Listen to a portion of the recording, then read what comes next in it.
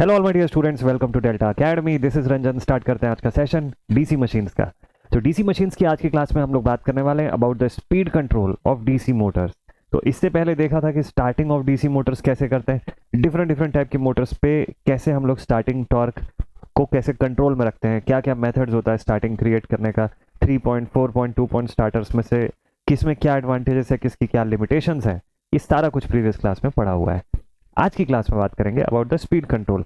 ये एक ही वीडियो सफिशिएंट होगा कंप्लीट स्पीड कंट्रोल पढ़ने के लिए। इसमें DC series and DC shunt motor दोनों की ही स्पीड कंट्रोल का पूरा मेथड डिस्कस करेंगे along with their circuit diagram, their working. ठीक है, तो आज का कंटेंट आप देख ही सकते हैं कि speed control of DC Motors, इसमें डीसी शंट मोटर का भी स्पीड कंट्रोल मेथड देखेंगे। सबसे पहले तो बहुत सारे बच्चों को यही कंफ्यूजन होता है कि कौन सा मेथड किस मोटर के कंट्रोल के लिए होता है। अब इसके अंदर थोड़ा सा एक डेप्थ में क्वेश्चन अगर और पूछ ले, खासतौर पे एजेई वाले जो स्टूडेंट्स हैं उनके लिए, कि रेटेड स्पीड के ऊपर ये वाला मेथड लगता है कि रेटेड स्पीड के नीचे कंट्रोल करने के लिए लगता है, तो बहुत सारे बच्चे इसमें गलती करते हैं, बहुत सारे।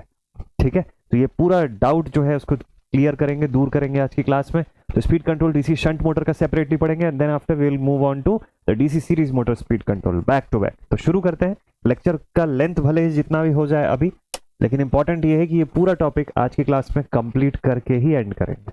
ठीक है, एक ही वीडियो के अंदर ये पूरा कंप्लीट होगा। तो बिना देरी किए स्टार्ट करते हैं, सीधे मेन टॉपिक पर आते हैं। Speed control of DC motor. क्यों स्पीड कंट्रोल करना पड़ता है? रिक्वायरमेंट। क्या स्पीड कंट्रोल और ब्रेकिंग एक ही है क्या? ब्रेकिंग करके भी तो स्पीड कंट्रोल करते हैं ना। देखो, braking is a different thing. Brake करके आप मशीन को सीधे सीधे रेस्ट की स्टेट पे लाने की कोशिश करते हो। स्पीड कंट्रोल स्पीड में वेरिएशन क्रिएट करता है।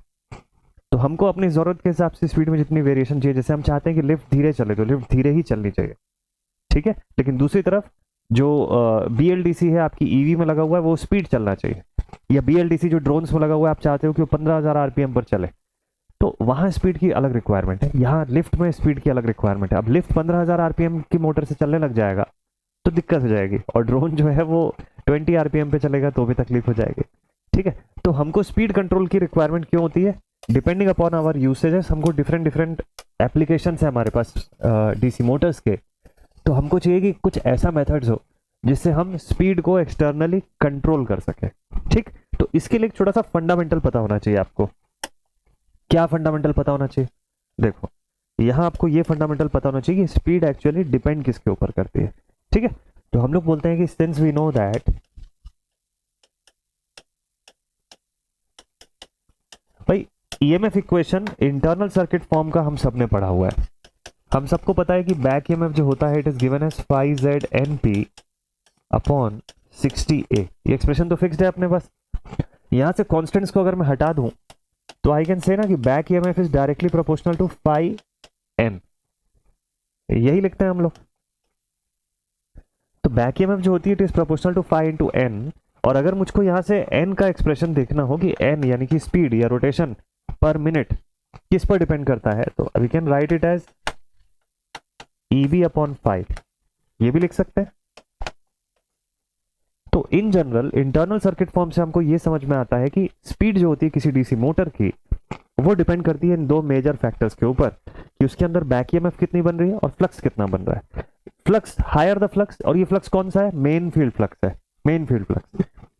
ये शंट पे भी लागू होता है, सीरीज पे भी लागू होता है, दोनों ही टाइप की मशीनों के लिए। ये कॉमन बता रहा हूं अभी, फिर स्पेसिफिकली डीसी शंट से शुरुआत करेंगे। ठीक है, तो मेन फील्ड फ्लक्स जैसे जैसे इंक्रीज होगी, करंट एन जो होगी, स्पीड जो होगी, वो it will start reducing. Back EMF जितनी हाई होगी N will also be high. तो ये एक मेजर तरीका है स्पीड को कंट्रोल करने का, और हमारे मेजर मेथड्स इन्हीं प्रोसेस के ऊपर बेस्ड है। कोई फ्लक्स को कंट्रोल कर रहा है, कोई ईबी को कंट्रोल कर रहा है, ओवरऑल हम लोग इसी तरीके से स्पीड कंट्रोल प्रोवाइड करते हैं। ठीक है, तो स्पेसिफिकली मैं आपको डीसी शंट मोटर के रिस्पेक्ट में बताना शुरू करता हूं। तो पहला हेडिंग डालते हैं यहां से फिर इस पेज का, speed control of DC shunt motor. DC shunt motor की स्पीड कंट्रोल। ठीक, सर्किट डायग्राम आप सभी को पता है डीसी शंट मोटर का। अभी तक तो कितनी बार ड्रॉ कर लिए है ना, आपको सबको याद भी हो गया होगा। तो शंट फील्ड वाइंडिंग यहाँ पे लगी होती है। एक चीज मुझे बताइएगा, शंट फील्ड वाइंडिंग में जो फ्लक्स होता है, फील्ड फ्लक्स, कांस्टेंट होता है कि वेरिएबल होता है? सोच लिया सभी ने आंसर? फील्ड वाइंडिंग की करंट जो होती है वो कांस्टेंट होती है, तो हमारा फील्ड वाइंडिंग का जो फ्लक्स होगा वो भी फिक्स्ड होता है, कांस्टेंट होता है। ठीक है, कंडीशन क्या है, कब कांस्टेंट होगा? जब टोटल सप्लाई वोल्टेज और आरएसएच अगर फिक्स्ड है तो फाई भी हमारा फिक्स्ड रहेगा, phi S H, main field flux. ठीक है, तो लेट्स से यहां पे हमारे पास है आरएसएच, यहां पर मोटर की बैक ईएमएफ देखने वाले हैं हम लोग, और इस पॉइंट पर है आर्मेचर रेजिस्टेंस, यहां पर है वीटी, इसमें जाने वाली करंट है आईए और इसमें जाने वाली करंट है आईएसएच। हम सबको पता है कि फील्ड फ्लक्स कहां से मिलेगी, फील्ड फ्लक्स जो है वो आईएसएच करंट की वजह से ही बनेगी। तो जितनी शंट में करंट आ रही है उसके रिस्पेक्ट में ही होगा, क्योंकि हमारा वीटी कांस्टेंट है और आरएसएच कांस्टेंट है, इसलिए आईएसएच फिक्स्ड हो जाता है। आईएसएच अगर फिक्स्ड है तो दैट मींस कि फाई एसएच फिक्स्ड होगा, तो फ्लक्स तो कांस्टेंट हो ही जाती है हमारी। ठीक, मेथड क्या है फिर डीसी शंट मोटर के केस में? चलो लिखते हैं। So here we know that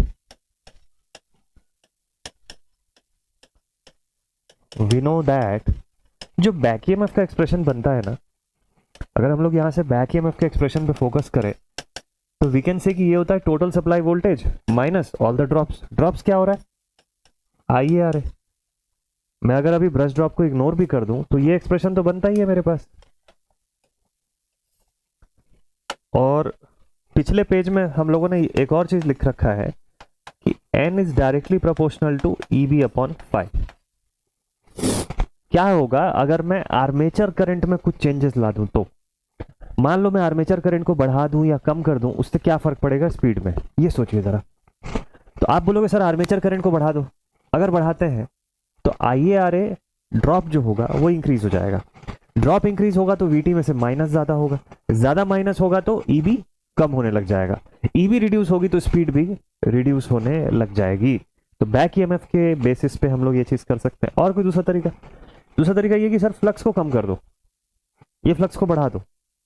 ठीक है, फील्ड को वीकेन कर दो, फील्ड को कमजोर कर दो। याद है मैं जब आपको प्रीवियस क्लास में स्टार्टिंग बता रहा था तो उसमें मैंने बोला था कि फील्ड वीकनिंग करने से जहां पर सीरीज में आ जाती है field winding with NVC, no voltage coil के साथ फील्ड वाइंडिंग जहां सीरीज थी, तो जब हम स्पीड कंट्रोल के लिए फील्ड को वीकेन करते हैं तो नो वोल्टेज कॉइल का भी फील्ड वीकेन हो जाता है और वो उसको उस प्लंजर को छोड़ देता है, जिससे कि मशीन वापस से ऑफ के स्टेट में चली जाती है। वो प्लंजर वापस जीरो के स्टेट में, ऑफ स्टेट में चला जा रहा था। ये दिक्कत हुई थी 3 पॉइंट के अंदर।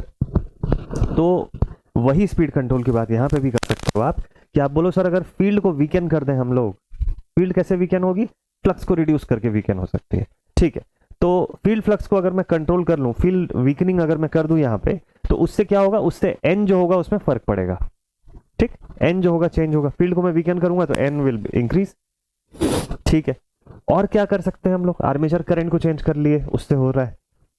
फ्लक्स को कंट्रोल कर लिया, उससे हो रहा है। आर्मेचर रेजिस्टेंस से भी कुछ हो सकता है क्या? सोचो, आर्मेचर रेजिस्टेंस को अगर बढ़ा दूं मैं किसी तरीके से तो R A plus R E X T भी हो जाएगा, एक्सटर्नल रेजिस्टेंस अगर जोड़ दूं तो। ठीक है, तो यहां का ड्रॉप फिर इंक्रीज होगा, ड्रॉप इंक्रीज होगा तो ईबी की वैल्यू कम होगी, ईबी कम होगा तो एन फिर काबू में आ सकता है। ये भी एक तरीका है। ठीक है, सप्लाई वोल्टेज को मैं कंट्रोल कर दूं डायरेक्टली जो मैं यहाँ सप्लाई पोटेंशियल दे रहा हूं उसी से कंट्रोल कर दूं, उसी को कम ज्यादा कर लूं तो एन मेरा इससे कंट्रोल हो जाएगा। कैसे कंट्रोल होगा? इसी एन को ईबी की जगह पे ये भी तो एक्सप्रेशन से लिख सकते हो ना आप, VT minus I A R A divided by 5। ये भी एक्सप्रेशन है यार, और ये भी उतना ही सही है। अब आप देखो, ज्यादा क्लैरिटी से आपको दिख रही होंगी चीजें कि अगर आप सप्लाई वोल्टेज को भी कम ज्यादा करोगे ना, उससे भी स्पीड में चेंजेस आएगा। तो इसी को मिला के 3 तरीके बनते हैं हमारे पास। समझ गए तीनों मेथड्स? तो बस इतना ही है speed control method DC shunt motor का। अच्छा, अगर मैं यहाँ पे आईए को कांस्टेंट मान लूं, एक जो मैंने बोला ना कि आईए को चेंज कर दो, आईए को ना चेंज करूं, ठीक है, आईए को मैं नहीं चेंज कर रहा हूं, इसको मैं कांस्टेंट कर देता हूं, तो उसको छोड़ के मेरे पास 3 ही मेथड है, रेजिस्टेंस का कंट्रोल, फ्लक्स का कंट्रोल, वीटी का कंट्रोल। बस ये अगर इतना आप समझ गए तो तीनों मेथड का नाम आपको याद हो गया। तो लिखेंगे यहां पे for speed control of DC shunt motor we have three methods. कौन कौन से थ्री मेथड्स हैं? सबसे पहला फर्स्ट इज फ्लक्स कंट्रोल. इसी मेथड का एक और नाम होता है, इसको बोलते हैं field weakening. Field weakening method. ठीक है, ये एक प्रोसेस हो गया कि फील्ड को आप वीकन कर दो और उसके बेसिस पे आप कंट्रोल कर लो. या फील्ड फ्लक्स कंट्रोल इसको भी बोलते हैं. फील्ड फ्लक्स कंट्रोल या फ्लक्स कंट्रोल केवल बोल सकते हो. ठीक है, और next armature resistance control. Next is armature resistance control. जो मेथड देखा था वही नाम से लिखना है, कुछ अलग से याद करने की जरूरत नहीं है. ठीक है, और तीसरा, और मैंने बोला आपको वीटी को भी कंट्रोल कर सकते हो. वीटी क्या है? टर्मिनल या सप्लाई वोल्टेज. तो next method is supply voltage control. क्या रटना पड़ा क्या कोई भी चीज? तीनों याद हो गया ना आपको? तीनों समझ में आ गया कि तीनों शंट में यूज होता है. और आप यकीन मानो आप 60-70% पढ़ भी लिए हो इसके अंदर. जो पिछले पेज में जो प्रोसेस में आपने देखा कि फॉर्मूले में हम लोगों ने क्या चीज को चेंज किया, उससे किस चीज की वजह से एन में फर्क पड़ रहा है. अगर इतना जान गए आप, इतना चीज समझ आ गया, तो आप मान के चलिए 60-70% के आसपास आपको तीनों ही मेथड समझ आ चुका है. बस स्टेप बाय स्टेप आपको बताते जाऊंगा, चीजें रिलेट होती जाएगी. ठीक है, फील्ड फ्लक्स कंट्रोल से शुरुआत करते हैं. तो method number 1, first method field flux control. Field flux control, इसी को क्या बोलते हैं? Field weakening method. क्या बोलते हैं इसको? It is also known as field weakening method. Field को वीकन करके भी हम कैसे वर्क करते हैं. ठीक, फील्ड फ्लक्स को कंट्रोल करना है. तो शंट मोटर का अगर डायग्राम आप ध्यान से देखे हो, फील्ड को वीक करने का क्या तरीका हो सकता है? चलो डायग्राम डायरेक्टली कॉपी करता हूं मैं. फील्ड यानी शंट फील्ड है ना, इसको वीकन करना है. मतलब इसको वीकन करना है, इसका मतलब एक काम करते हैं, यहां सीरीज में एक और रेजिस्टेंस जोड़ देते हैं. एक्सटर्नली एक नया रेजिस्टेंस जोड़ते हैं इसमें. मतलब ये देखो, उससे क्या होगा? करंट का डिस्ट्रीब्यूशन जब होगा तो यहां कम करंट आएगी ना.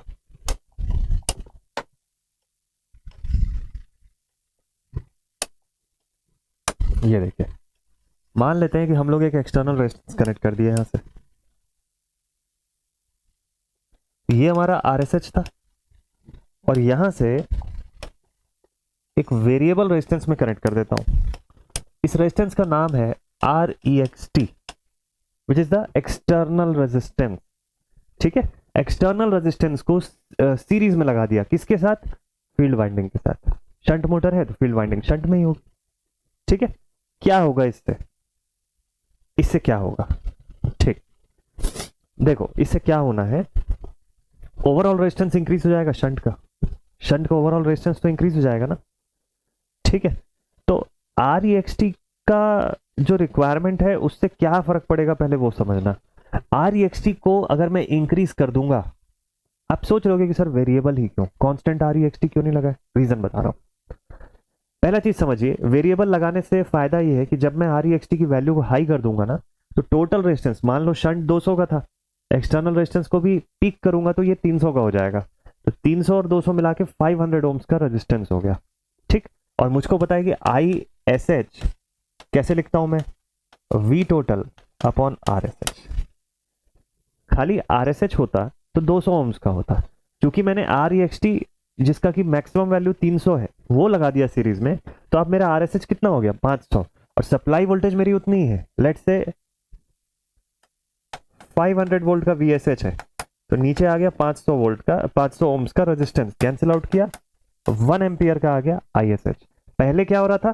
पहले मेरा ISH आ रहा था, टोटल वोल्टेज 500 था और RSH केवल अकेले था, तो इसकी वैल्यू थी 200.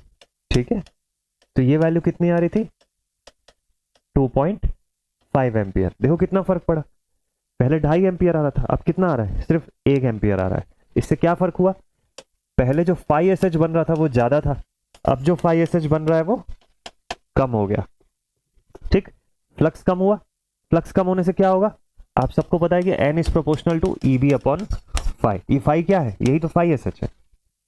तो रेजिस्टेंस की वैल्यू जैसे मैं बढ़ाता हूं तो ये 5SH की वैल्यू कम हो जाती है, और 5SH जब कम होता है तो N की वैल्यू इंक्रीज होती है। यहाँ एक बात का ध्यान देना जरूरी है कि आर्मेचर करंट को हमने कांस्टेंट ही लिया है थ्रू आउट। आर्मेचर करंट में किसी में कोई भी चेंजेस नहीं एज्यूम कर रहे, ठीक है। तो मशीन के रनिंग के समय हमको ये चीज की रिक्वायरमेंट अगर करनी है तो हम लोग ये प्रोवाइड कर सकते हैं, ठीक है। तो ISH का एक्सप्रेशन यहां से रिड्यूस हो जाएगा ना, तो इस तरीके से हम लोग स्पीड कंट्रोल प्रोवाइड करते हैं। तो यही है जिसको हम लोग बोलते हैं field weakening speed control method. तो क्या कनेक्ट किया यहाँ पे लिख लेते हैं, अब चलो फॉर्मली लिख लेते हैं proper. Here an external resistance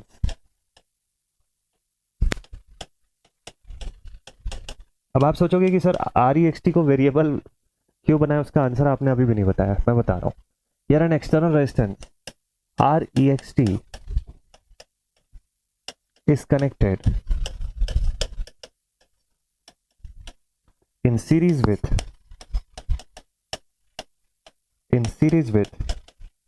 RSH series field winding, shunt field winding इसके साथ सीरीज में लगा दिया, ठीक है।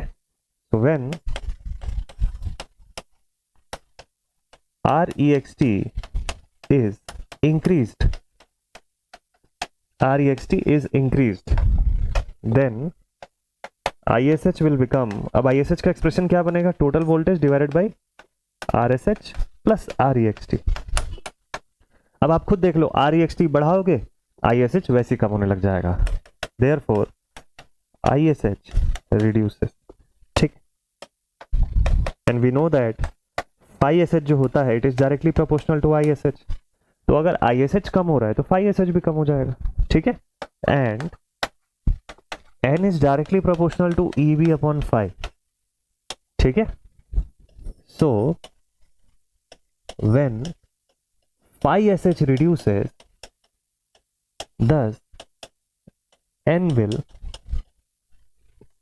increase। हाँ, अब आपके डाउट का आंसर, आपने सोचा कि सर REXT को वेरिएबल क्यों बनाया, मान लो कांस्टेंट रख देता 300 ओम्स का, तो फील्ड तो मेरी स्ट्रांग हो ही नहीं सकती, फिर कभी फील्ड स्ट्रांग नहीं होगी। अगर ये फील्ड ही स्ट्रांग नहीं होगी तो टॉर्क कैसे क्रिएट होगा, क्यों, क्योंकि देखो टॉर्क का क्रिएशन के लिए हमको क्या रिक्वायर्ड रहता है, फाई इंटू IA अगर कांस्टेंट है तो सब कुछ तो फाई से ही कंट्रोल हो रहा है, और फ्लक्स तो यहाँ कम कर दे रहे हो आप, फ्लक्स कम करोगे तो टॉर्क का क्या होगा, कम हो जाएगा ना टॉर्क। और मशीन में हमको टॉर्क ज्यादा चाहिए, टॉर्क की रिक्वायरमेंट ज्यादा है, कम टॉर्क का क्या करोगे आप, है ना, वो उस मोटर का यूसेज ही कम हो जाएगा, आपका एप्लीकेशन रिड्यूस हो जाएगा। तो ये भी नहीं होना चाहिए। तो हर समय हमको REXT को हाई रखना जरूरी नहीं है, REXT कम भी चाहिए, ठीक है। जब स्पीड कंट्रोल करना होगा सिर्फ तभी उसको इंक्रीज करेंगे हम लोग, अगर इस मेथड से कंट्रोल करना है तो, ठीक है। तो वेरिएबल रेजिस्टेंस इसीलिए हम लोग यहां पर रखते हैं, ठीक। अब आपके माइंड में दूसरा क्वेश्चन, एक इंजीनियर के जैसे अगर आप सोच रहे होगे तो एक और सवाल आएगा कि सर फील्ड जो होता है वो तो मशीन के अंदर होता है ना, DC मोटर आपने देखा होगा, तो फील्ड बाहर से तो नहीं दिखता है ना, कहीं मशीन के अंदर ही बना होता है फील्ड सेगमेंट। तो अगर फील्ड अंदर है तो उसमें एक्सटर्नल रेजिस्टेंस लगाएंगे कैसे, देखिए मशीन के कंस्ट्रक्शन के समय ऑलरेडी उसके अंदर एक्सटर्नल रेजिस्टेंस उसकी फील्ड के साथ, शंट मोटर अगर है तो उसकी फील्ड के साथ सीरीज में एक्सटर्नल रेजिस्टेंस प्लेस्ड होता है, एक्सटर्नल कॉइल लगे होते हैं जो एडिशनल रेजिस्टेंस प्रोवाइड करते हैं, लेकिन उसकी वैल्यू को मिनिमम पे रखा जाता है, वेरिएबल होता है, उसको मिनिमम पे सेट किया जा सकता है और उसको जरूरत पड़ने पे आप इंक्रीज कर सकते हो। तो ये फैसिलिटी अवेलेबल रहती है ड्यूरिंग द कंस्ट्रक्शन। ये चीज कंस्ट्रक्शन के समय हो सकता है, अलग से नहीं हो सकता, क्योंकि मशीन एक बार बन गई तो फिर फील्ड वाइंडिंग को आप खोल थोड़ी ना सकते हो अलग से, सेपरेटली खोल के उसमें कोई नया रेजिस्टेंस थोड़ी ना लगाओगे, ठीक है। वैसे पॉसिबल है बट प्रैक्टिसेबल नहीं है उतना वो चीज, ठीक, डन। तो ये एक मेथड हो गया, प्रोसेस समझ गए, इसका पूरा स्टेप बाय स्टेप समझा लोगे आप एग्जामिनेशन में, बस ये इंपॉर्टेंट है। So this is one method, okay, इसको बोलते हैं फील्ड फ्लक्स कंट्रोल मेथड। इसमें एक दिक्कत है, क्या दिक्कत है? फील्ड फ्लक्स को कम कर रहे हो आप। आर्मेचर करंट कांस्टेंट है, आर्मेचर करंट की वजह से फाई ए बनेगा। फाई ए क्या है? आर्मेचर फ्लक्स है। आर्मेचर फ्लक्स क्या करवाता है? आर्मेचर रिएक्शन क्रिएट कराता है। तो आर्मेचर रिएक्शन उतना ही है, मेन फील्ड फ्लक्स कम हो रही है, तो ओवरऑल फ्लक्स को वो कम कर देगा। ओवरऑल फ्लक्स जो होगी हमारी मशीन की, मतलब आर्मेचर रिएक्शन जो होगा वो बढ़ जाएगा यहाँ पे। तो प्रैक्टिकल में उसको ठीक करने के लिए क्या करते हैं, रियल में कंपनसेटिंग वाइंडिंग के कुछ टर्न्स को और बढ़ा देते हैं। इंटरपोल्स जो होते हैं ना, उसके अंदर टर्न्स को और इंक्रीज कर देते हैं। ये मैं आपके नॉलेज के लिए बता रहा हूँ, आपको वहां लिखने की जरूरत नहीं है ये सब चीज। ये जब हायर सेमेस्टर में आप जब मशीन पढ़ोगे तो ये सब चीजें मैं लिखवाऊंगा आपको वहां पे, उसको फिर आप वहां लिखिएगा। फर्स्ट ईयर में बेसिक इलेक्ट्रिकल की मशीन में इतना डेप्थ में नहीं पूछेगा आपको। बस हाँ, आपकी नॉलेज के लिए पता होना चाहिए आपको कि क्योंकि आपने पढ़ा हुआ है ना कि आर्मेचर करंट से आर्मेचर फ्लक्स बनती है। करंट मैंने कांस्टेंट बोला, तो armature flux phi A constant है, और फाई ए अपनी मेन फील्ड फ्लक्स को अपोज करेगी। ठीक, अगर अपोज कर रही है तो उसी इफेक्ट को हम लोग आर्मेचर रिएक्शन बोलते हैं। अब ये इफेक्ट या तो डीमैग्नेटाइजिंग होगा या क्रॉस मैग्नेटाइजिंग होगा, दोनों इफेक्ट मैंने बताया था आपको। तो दोनों में से कोई भी इफेक्ट होगा, नुकसान तो होगा ही हमारे मेन फील्ड फ्लक्स का, तो वो चीज यहाँ पे अवेलेबल रहेगी, और उसको दूर करने के लिए कंपनसेटिंग वाइंडिंग के टर्न्स बढ़ाएंगे, इंटरपोल के अंदर टर्न्स को इंक्रीज करेंगे। ठीक है, तो प्रैक्टिकली ये पॉइंट आपको समझ में आ जाएगा। तो हर चीज माइंड में एकदम जस्टिफाइड होनी चाहिए कि क्यों कर रहे हैं और कैसा कर रहे हैं। ठीक है, ये मेथड क्या कहाँ के कंट्रोल के लिए यूज करते हैं हम लोग? तो लिखेंगे this method is used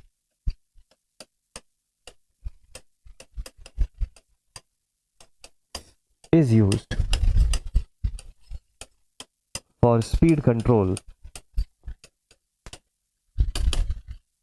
above the rated speed.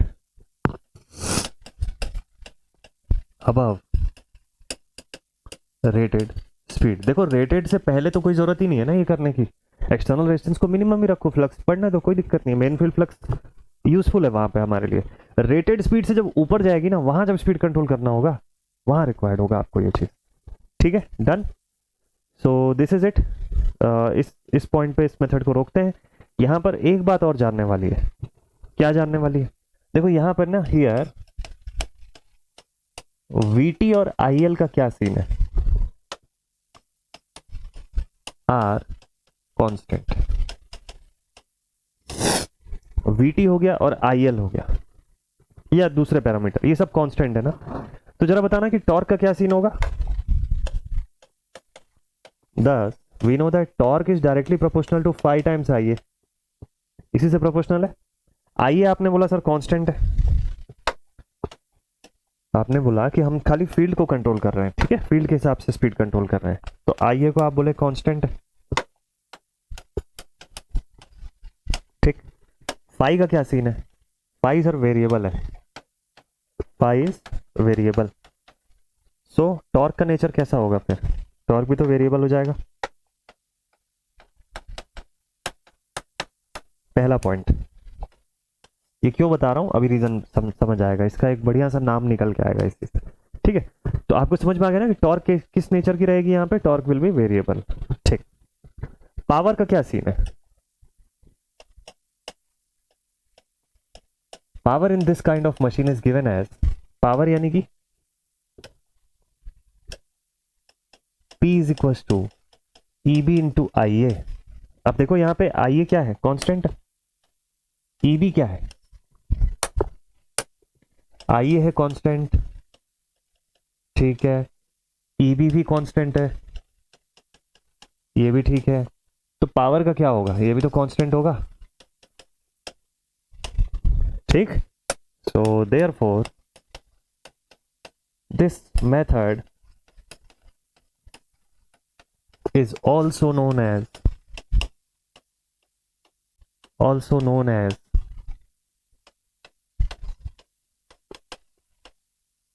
constant power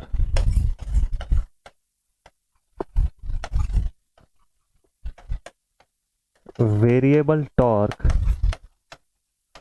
method of speed control। इस पॉइंट को ध्यान में रखिएगा, बहुत काम की बात है ये। ठीक है, इस मेथड को क्या बोलते हैं हम लोग? Constant power and variable torque method of speed control. Examination में आपको बेसिक इलेक्ट्रिकल में पूछे उसके चांसेस तो कम रहते हैं, लेकिन अगर आपको हायर सेमेस्टर के प्रॉपर मशीन सब्जेक्ट आप पढ़ रहे हो तो वहां पे भी यही इतना ही थ्योरी रहता है, इतना ही काम की चीज रहती है जितनी मैंने बताया। तो हायर सेमेस्टर का भी कोई बच्चा अगर देख रहा है तो आप डेफिनेटली इसको फॉलो कर सकते हो। उसमें इस आज के इस टॉपिक के अंदर पूरी वो चीज़ है जो आपको चाहिए हायर सेमेस्टर के लिए। ठीक है, तो आपको ये बोलेगा कि बताओ क्यों इस पर्टिकुलर मेथड को इस नाम से जाना जाता है, तो रीजन के साथ समझाना होता है आपको। उल्टा क्वेश्चन पूछता है, आपको बोलेगा कि बताओ flux control method of DC shunt motor, या why do we call flux control method of a DC shunt motor as a constant power variable torque method, prove करो उस कंडीशन को। तो आपको ये चीज पूरा बताना होता है with step by step explanation. बता लोगे आप इस चीज को? Constant power variable torque method, इसको कहां पे यूज करते हैं हम लोग? Speed control above the rated speed के ऊपर। ठीक है, चलो प्रोसेस स्पीड अप करते हैं, बाकी मेथड्स को भी समझते जाते हैं। So now second method, flux control हो गया, दूसरे पे क्या कंट्रोल करेंगे? Armature resistance. ठीक है, second method is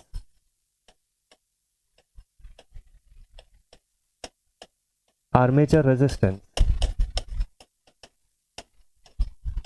control. Armature resistance control, armature resistance को कैसे कंट्रोल करेंगे? क्या फिर से एक बार सीरीज में एक रेजिस्टेंस नया लगा दें क्या यहाँ पे आर्मेचर के साथ? बिल्कुल करिए, यही करना है in fact.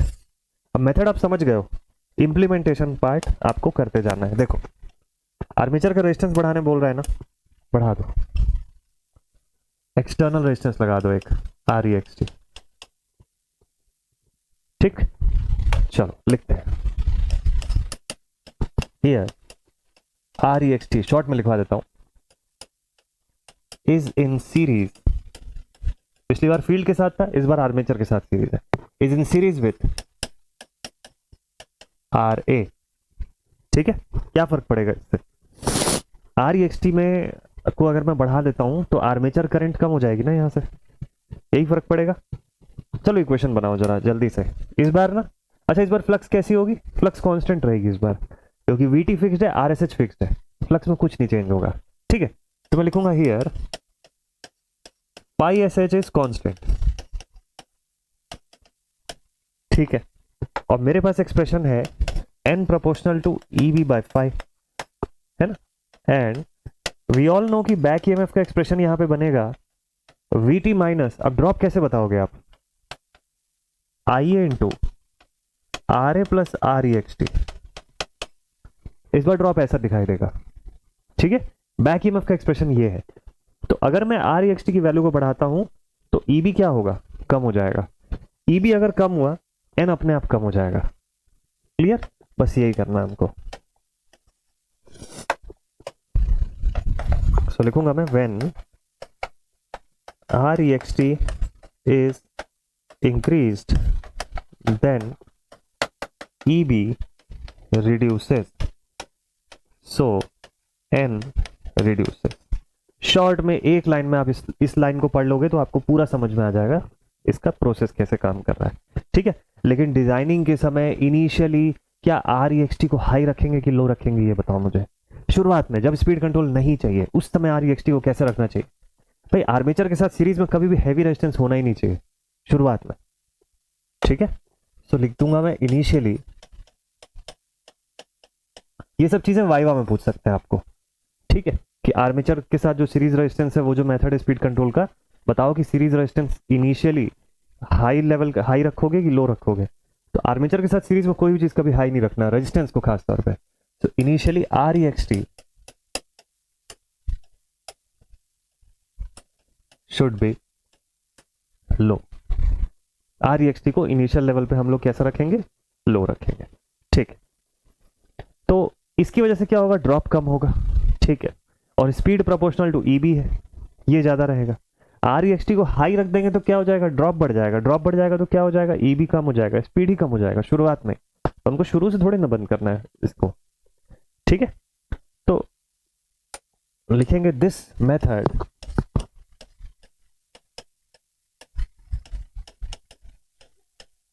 of speed control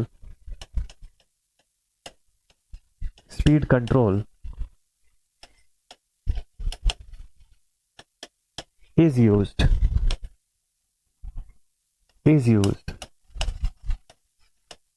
for controlling under rated speed rated speed. ठीक है, कौन सा वाला अंडर रेटेड स्पीड, कौन सा वाला ओवर द रेटेड स्पीड होगा कंट्रोल के लिए। तो ये मेथड को याद रखिएगा, ये पॉइंट आपको ध्यान में रखना है। ठीक है, अब यहाँ क्या सिचुएशन है, चलो इसको एक लिमिट तक आगे बढ़ाते हैं।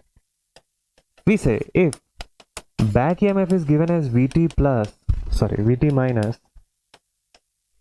IA into RA plus REXT।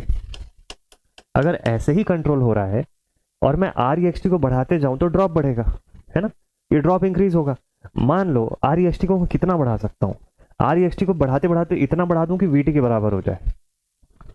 KVL, Kirchhoff's voltage law, जितना सप्लाई उतना ड्रॉप, इक्वल कर दूं तो लिखूंगा when REXT is increased such that IA into RA plus REXT, यानी ये जो ड्रॉप हो रहा था ये किसके बराबर हो जाए, VT के बराबर हो जाए। तो क्या हो जाएगा, देन EB तो गया, फिर back EMF will become 0 and इससे N क्या हो जाएगा, 0 हो जाएगा। स्पीड 0 हो गया ना सडनली। सो इस स्टेट का भी एक नाम है, this is known as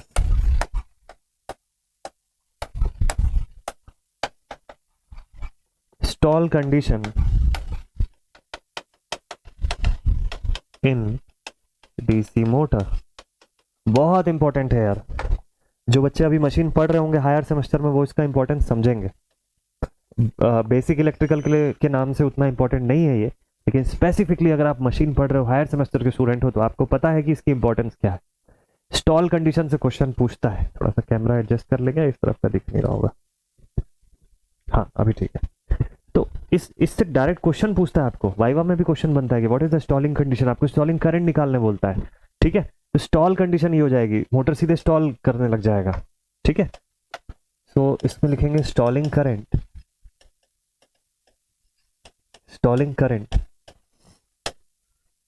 is given as IA is equals to VT upon RA plus REXT। यही है स्टॉलिंग करंट का एक्सप्रेशन, वही जो आर्मेचर करंट है इंक्लूडिंग द REXT, वही स्टॉलिंग करंट रहेगी। इसके ऊपर डायरेक्ट क्वेश्चन बनता है ना, मैं बता दूं आपको, इससे एग्जामिनेशन में सीधा क्वेश्चन बनता है न्यूमेरिकल। मैं एक आध एग्जांपल देता हूं आपको, प्रीवियस ईयर में एग्जाम में पूछा हुआ क्वेश्चन एक दिखाता हूं।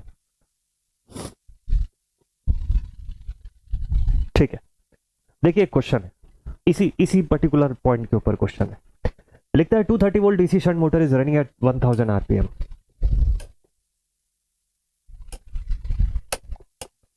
चलो यहां पर देखते हैं।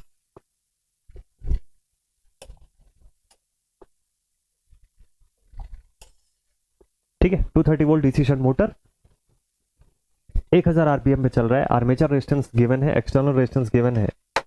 सोल्यूशन देखिए क्या है, VT कितना दिया 230 वोल्ट, जल्दी से सॉल्व करेंगे। आर्मेचर रेजिस्टेंस कितना है 0.5 ओम्स है, REXT कितना है, REXT है 4.5 ओम्स, दोनों मिला के 5 ओम्स हो गए। ठीक है, connected in series with armature, तो मेथड समझ जाओगे कौन सा स्पीड कंट्रोल मेथड हो रहा है। Find the value of stalling current of the motor, तो आप बोलोगे IA is equals to VT upon RA plus REXT, that means 230 divided by 4.5 plus 0.5, which is equals to 230 divided by 5. ठीक, so the value of IA or I stall is given as 46 ampere. Cancel out कर दो, 5 4 जा 20, 30, 5 6 जा 30। ठीक है, 46 ampere is the value of stalling current. एक ही बार में बन जाएगा आपसे क्वेश्चन, कोई टेंशन की बात नहीं है। नहीं पढ़े होते तो स्टॉल क्या है वही कंडीशन ही समझने में समय लग जाता है। 46 एम्पियर इस क्वेश्चन का राइट आंसर है। देखो कितना समय लगा बनाने में, एक लाइन में खत्म हो जाएगा क्वेश्चन। ठीक है, तो इस लेवल की क्लैरिटी आपको होनी जरूरी है। नेक्स्ट अगले मेथड पर चलते हैं। नेक्स्ट मेथड है supply voltage control, method number 3।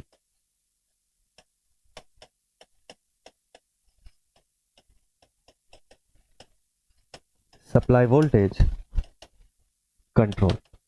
देखता हूं मैं अभी तक कितना समय ले चुका हूं, 34 मिनट्स हो चुके हैं अभी तक क्लास को शुरू हुए। काफी समय हो गया। ठीक है, थोड़ा स्पीड अप करना पड़ेगा। Supply voltage control, supply voltage को कैसे कंट्रोल करेंगे? और अगर सप्लाई वोल्टेज को कंट्रोल कर लिए तो एक दिक्कत हो जाएगी। सोचो क्या दिक्कत होगी। आप डीसी शंट मोटर पढ़ रहे हो ना, और डीसी शंट मोटर के केस में आप सबको पता है कि शंट फील्ड वाइंडिंग का जो रेजिस्टेंस होता है उसको कांस्टेंट रखते हैं। शंट फील्ड वाइंडिंग की जो फ्लक्स होती है वो भी कांस्टेंट ही होती है, क्योंकि फ्लक्स एक और चीज पे डिपेंड करती है रेजिस्टेंस के अलावा। किस पे? उसी वीटी पे, सप्लाई टर्मिनल पोटेंशियल के ऊपर। आप बोल रहे हो वोल्टेज को चेंज कर दूंगा, ठीक है, आपने बोला वीटी चेंज कर दूंगा। वीटी चेंज करूंगा तो आईएसएस तो चेंज हो जाएगा ना, फिर तो वो फ्लक्स कंट्रोल भी करने लग गया। फ्लक्स कंट्रोल करना ही नहीं है हमको, ठीक है। If we directly change VT तो क्या हो जाएगा यहां से?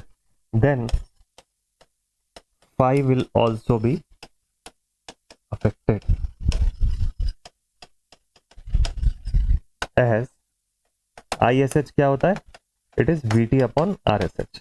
ऐसा है, तो VT कम ज्यादा करोगे तो ISH चेंज होगा and phi is directly proportional to ISH। ये तो मेथड शुरू होते ही खत्म हो गया, शुरू होते ही फेल साबित हो गया मेथड। तो क्योंकि इसको तो आप वेरी कर ही नहीं सकते ना, इस तरीके से तो वेरी नहीं कर सकते। ISH चेंज हो जाएगा आपका, आप VT को बदलोगे तो ISH बदलेगा, ISH बदला तो ISH चेंज हो गया। तो मेथड ही कुछ और हो गई, कुछ और करने जा रहे थे, VT को चेंज करने, अब आप करने लग गए flux control.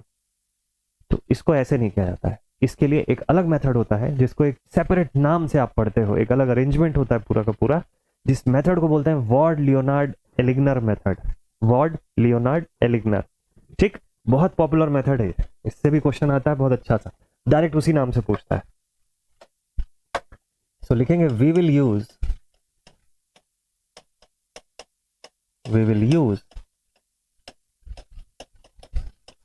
another setup known as अब क्या नाम है इस मेथड का? इस मेथड को बोलते हैं हम लोग वॉर्ड लियोनार्ड एलिग्नर मेथड। अब बहुत ध्यान से समझिएगा, कुछ भी अभी लिखना नहीं, एक ही बार में समझ में आ जाएगा। बहुत इजी मेथड है, एकदम आसान है, एकदम आसान, कुछ नहीं है इस मेथड में। नाम सुन के ऐसा लग रहा होगा बहुत कुछ हैवी मेथड है ये, पर है इतना आसान ना कि हंसी आ जाएगी आपको पढ़ते पढ़ते कि यार इतना इजी था, इसको फालतू में टफ सोच रहे थे। ठीक है, अभी से हंसी आ रही है आप लोग को। चलो देखो, अब यहाँ पे अगर मैं ये अज्यूम करूं कि मेरे पास 3 फेज सप्लाई, मैं डायरेक्टली अपने डीसी शंट मोटर को यहाँ नहीं जोड़ रहा हूं। मैं एक काम करता हूं, मेरे पास ये 3 फेज की सप्लाई है, ठीक, 3 फेज की सप्लाई है। अब मैं क्या करता हूं कि 3 फेज की सप्लाई के इंडक्शन मोटर को प्रोवाइड कर देता हूं।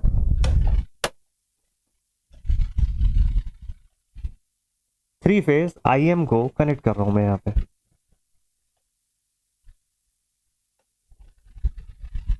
ठीक है भाई। एक 3 फेज का इंडक्शन मोटर यहां पर जोड़ दिया जाए, ठीक। अब सर इंडक्शन मोटर कहां से आ गया? अभी तो डीसी मशीन पढ़ रहे थे, रुको तो सही, कुछ होने वाला है इस इंडक्शन मोटर के हेल्प से। चलो देखते हैं, देखते हैं सर क्या क्या पढ़ाने वाले हैं। This is what, this is our 3 phase induction motor. इसकी शाफ्ट होगी, इसकी शाफ्ट को,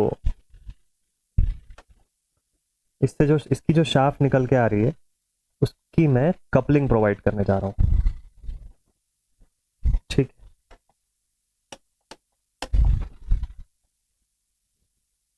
इसके शाफ्ट को कपल करते हैं, किसके साथ?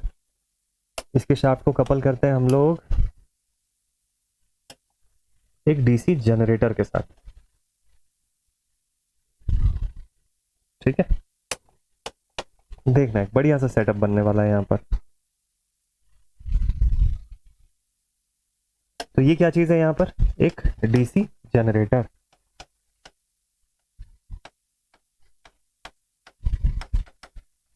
डीसी जनरेटर, ओके, ठीक। एक गुड अरेंजमेंट बनाते हैं, एक देखो सर्किट क्रिएट करते हैं यहां से मस्त से। डीसी जनरेटर से एक सर्किट डायग्राम क्रिएट कर रहा हूं मैं।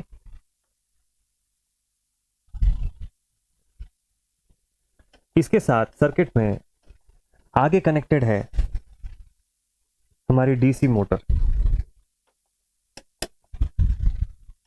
कौन सी DC motor? Shunt DC motor. देखना डायग्राम पे बहुत इजी है, इसमें कुछ है नहीं खास।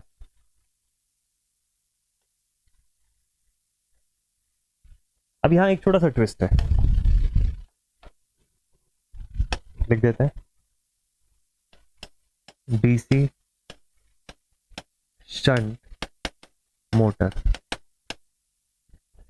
एक छोटा सा ट्विस्ट है। क्या छोटा सा ट्विस्ट है भाई? यहां पर ये कपल कर दिया, डीसी जनरेटर लगा दिया। एक चीज और कर दीजिए, वाइंडिंग का एक्साइटेशन ना अलग से फील्ड को दे दीजिए।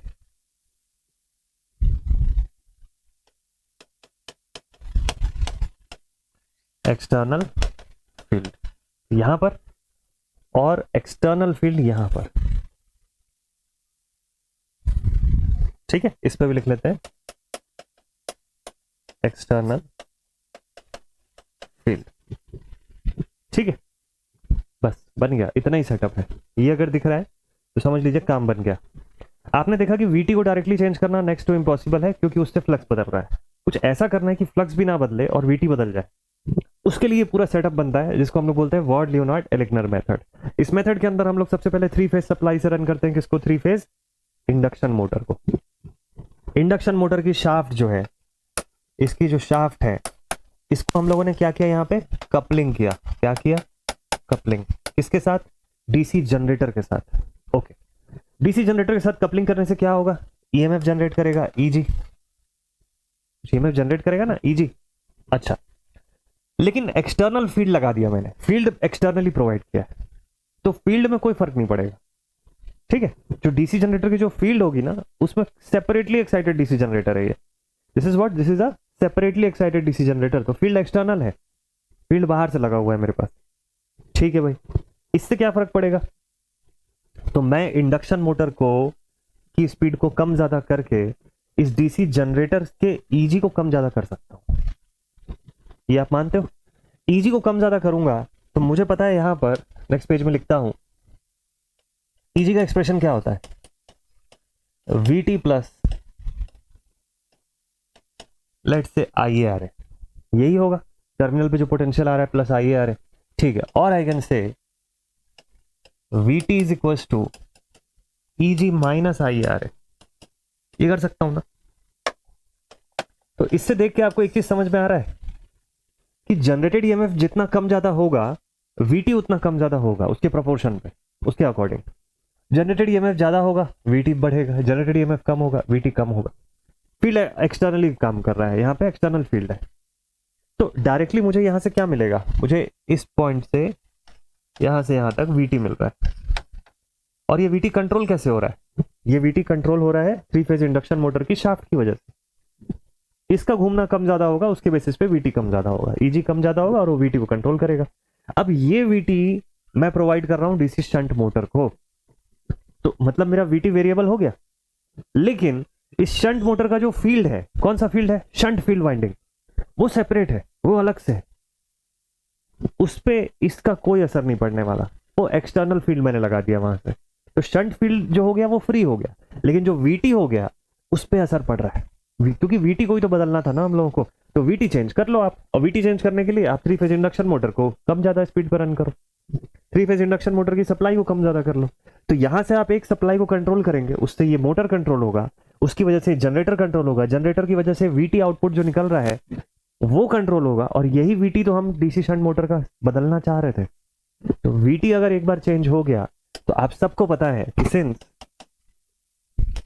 N is directly proportional to back EMF upon phi and back EMF is equals to VT minus IAR। तो अगर VT कम ज्यादा हो रही है तो बैक EMF कम ज्यादा होगी, और बैक EMF कम ज्यादा होगी तो N कंट्रोल हो गया। तो हो तो गई बात, यही तो करना चाह रहे थे हम लोग।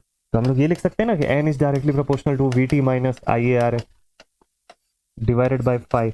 ना phi बदला ना IAR में कुछ चेंज हुआ, खाली सिर्फ VT को चेंज करके हम लोग N को बदल सकते हैं। और ये VT कहां से कंट्रोल होगा? उस 3 फेज सप्लाई को बदलने से VT कंट्रोल हो जाएगा। ठीक है, तो फाई इज नॉट चेंजिंग क्योंकि फील्ड वाइंडिंग को सेपरेटली एक्साइट कर रहे हैं हम लोग, ठीक। तो शंट मोटर की जो फील्ड वाइंडिंग है उसको सेपरेट सोर्स से हम लोग एक्साइट कर रहे हैं, तो सेपरेटली एक्साइटेड मोटर नहीं है, उसके सोर्स हम लोगों ने अलग रखा हुआ है जिससे उसको एक्साइट कर रहे हैं, ठीक। तो यहां पर क्या है पता है, जो टर्मिनल वोल्टेज का वेरिएशन है वो बहुत स्मूथली कंडक्ट होता है, बहुत स्मूथली। तो ये इस मामले में ये मेथड बहुत यूजफुल होता है। So here the variation in terminal voltage Vt is very smooth। Clear है मेथड, सिंपल है, थ्योरी लिख लोगे अपनी वर्ड्स में आप, जैसा मैंने बताया सेम टू सेम वैसे लिखना है आपको, ठीक है। तो स्पीड का वेरिएशन भी बहुत स्मूथ होता है। कहाँ यूज होता है ये, इसका एप्लीकेशन क्या है, बहुत पॉपुलर मेथड है ये, बहुत पॉपुलर मेथड, क्वेश्चन तो आता ही है प्लस कॉमर्शियली यूज भी होता है। तो इसका मेजर एप्लीकेशन मैं खास तौर पे लिखवा देता हूं। इसका एप्लीकेशन आपको मिलेगा, its application steel rolling mills, वहां पर स्पीड कंट्रोल करने के लिए, और textile mills. Three phase supply available रहती है, ये मेथड बहुत इजी होता है कंट्रोल करने में, बहुत ही ज्यादा इफेक्टिव मेथड माना जाता है इसी वजह से, ठीक है। तो अगर एक ही डायरेक्शन की स्पीड कंट्रोल मेथड आपको करनी है तो हम लोग इसको प्रीफर नहीं करेंगे, वन डायरेक्शन का स्पीड कंट्रोल चाहिए तो ये प्रीफर नहीं होगा, ठीक। बहुत एफिशिएंट मेथड है और ईबी और ईजी की पोलैरिटी इसके अंदर अपोज करती हुई नेचर की रहती है, ठीक है भाई। चलो, तो यहां पर कंप्लीट होता है डीसी शंट मोटर का स्पीड कंट्रोल। अब शुरू करेंगे डीसी सीरीज मोटर जिसके अंदर ज्यादा मेथड्स होंगे, ठीक। चलिए अब स्टार्ट करते हैं विथ डीसी सीरीज मोटर। तो स्पीड कंट्रोल नेक्स्ट हेडिंग डालते हैं, speed control of DC series motor. I hope shunt का पूरा पोर्शन आपको अच्छे से समझ में आया होगा, रटना नहीं पड़ेगा आपको, ध्यान से देखना, एक बार अगर हो सके तो और देख लेना वीडियो, या नोट्स अगर बना रहे होगे तो उस नोट्स को प्रॉपर देख लीजिएगा, एक क्विक रिवीजन पूरा क्लियर हो जाएगा आपको दोबारा से, ठीक है। चलो डीसी सीरीज मोटर को थोड़ा सा समझते हैं, देखते हैं इसमें स्पीड कंट्रोल के क्या मैकेनिज्म्स हो सकते हैं। यहां हमको पता है कि सीरीज फील्ड वाइंडिंग आर्मेचर के साथ सीरीज में लगी होगी, नाम ही है उसका सीरीज फील्ड वाइंडिंग, ठीक है। तो इस हिसाब से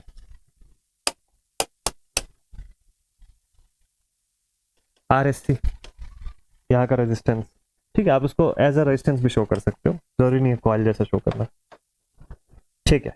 और यहां पर let's say this is back EMF EB, armature resistance VT, और यहां से आने वाली supply I total, ISC, armature में जाती हुई सप्लाई आई ए। इतना ही होता है ना इसके अंदर, डीसी सीरीज मशीन है। और मेथड मैंने आपको यही बताया, वी नो दैट एन जो होता है it is given as EB upon 5। Internal circuit तो सबका एक सही होता है, मोटर जनरेटर सभी का इंटरनल सर्किट एक जैसा होता है, क्योंकि स्पीड कंट्रोल करना है इसलिए मोटर की बात कर रहे हैं। तो सीरीज हो चाहे शंट हो, इंटरनल सर्किट फॉर्म से यही निकल के आएगा कि N is proportional to EB upon 5, बस ईबी का एक्सप्रेशन बदल जाएगा। ईबी का एक्सप्रेशन इस बार होगा वीटी माइनस, दो जगह ड्रॉप्स हो रहे हैं, तो I A into R A plus R S C, ऐसा आप लिख सकते हो, क्योंकि आई ए I S C I T सब एक ही है, तो ये सब एक ही करंट है, एक ही सेम करंट है, ठीक है, क्योंकि सीरीज में है तो उससे कोई फर्क नहीं पड़ता है, ठीक है। क्या देख के समझ में आ रहा है आपको, अगर मैं ये फील्ड रेजिस्टेंस में कुछ चेंजेस कर दूं, मान लो फील्ड रेजिस्टेंस को बढ़ा दूं, तो ये वही सिचुएशन दिख रही है ना जो शंट के अंदर आखिरी में दिखाई दे रही थी हमको, वहां पे एक्सटर्नल रेजिस्टेंस जो हम जोड़ रहे थे आर्मेचर के साथ सीरीज में, कुछ वैसे ही नहीं दिखाई दे रहा है। सीरीज फील्ड की रेजिस्टेंस को मैं बढ़ा दूं या कम कर दूं तो उसके हिसाब से ईबी कम ज्यादा हो सकता है, और उसके हिसाब से यहाँ से एन कम ज्यादा हो सकता है। बिल्कुल सही, एक मेथड आप समझ गए अगर ये समझ आया तो। और क्या तरीका है, आर्मेचर रेजिस्टेंस को सर कम ज्यादा कर दो, हाँ जी, ड्रॉप तो ड्रॉप है, चाहे वो आर्मेचर की वजह से हो या फील्ड की वजह से हो। तो एक जगह फील्ड को डाइवर्ट करके, फील्ड को कम ज़्यादा करके, मैं रेजिस्टेंस को मैनिपुलेट करके मैं यहाँ पे ड्रॉप को अफेक्ट कर सकता हूँ। आर्मेचर रेजिस्टेंस को मैनिपुलेट करके फिर ड्रॉप को अफेक्ट कर सकता हूँ। सेकंड मेथड है, यही दूसरा मेथड है, ठीक है। और खुद आर्मेचर रेजिस्टेंस को ही मैं कंट्रोल कर सकता हूँ अगर चाहूँ तो। आर्मेचर रेजिस्टेंस का खुद का कंट्रोल कर सकता हूँ मैं। हाँ जी ठीक है, बिल्कुल ये भी कर सकते हो। और फील्ड से अगर मैं फ्लक्स को कुछ करके चेंज कर सकूं, मान लो अगर कोई तरीका हो जिससे फ्लक्स को बदला जा सके, तो फ्लक्स को चेंज करके भी मैं एन को बदल सकता हूँ। हाँ बिल्कुल कर सकता हूँ। और इसके अलावा यहाँ तो कोई दिक्कत है नहीं सप्लाई वोल्टेज बदलने में, वहां तो शंट था, इसलिए वहां प्रॉब्लम थी कि भाई फाई एस एच बदल जाएगा। यहाँ तो कोई प्रॉब्लम नहीं है, आप वीटी को चेंज कर लो। अगर वीटी चेंज करोगे तो आपका एक्सप्रेशन में यहाँ पे दिख सकता है, ये देखो ऐसे ऐसे लिखोगे ना, N is proportional to VT minus I A into R A plus R S C divided by 5। तो आप वीटी चेंज कर लो, वीटी भी चेंज करोगे तो एन में चेंजेस दिखाई देगा। ये भी एक मेथड है, ठीक है। गिनते जाओ आप कितने मेथड्स होते जा रहे हैं। और एक यूनिक सा मेथड होता है जिसको बोलते हैं series parallel operation, which is known as series parallel operation, जो इन सबसे अलग है, एकदम डिफरेंट है। लास्ट मेथड वही आज बताऊंगा, ठीक है। तो ये सारे के सारे मेथड्स आपके पास अवेलेबल हैं। बेस इसका यही है जो इस पेज में मैंने बताया। ये अगर समझ में आ गया तो समझ लो सारे मेथड्स का बेसिक समझ में आ गया आपको। अब शुरू करते हैं एक एक करके सारे मेथड। टोटल कितने मेथड्स हैं गिना आप लोगों ने? 6 मेथड बताया मैंने आपको, 6 मेथड्स आते हैं। यस 6 पढ़ते हैं। चलो शुरू करते हैं। चलिए तो हेडिंग डालते हैं यहाँ पे। सबसे पहले नंबर 1,